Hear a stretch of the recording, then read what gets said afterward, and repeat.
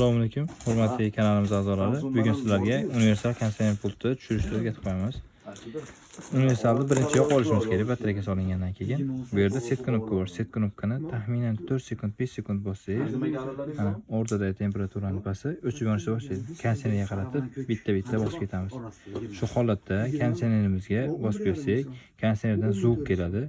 Tit etganda okey deb bosib qo'ysak, shu kodda qoladi. Shu holatda farqi yo'q. Nomini universal 5000 xaliga tushadi degan, mana 5000 bit tushadi degan. Xudo xolasa hozir biz Chigo konditsionerimizga tekshirib ko'rib tushuntirib beraman. Chigo konditsionerga o'rtacha 80 kodida tushadi. Konditsioner o'chik holatda. Konditsionerga tushdi, zuvq boshladi. Shu 80 da tushdi. Okey deb bosib qo'yamiz.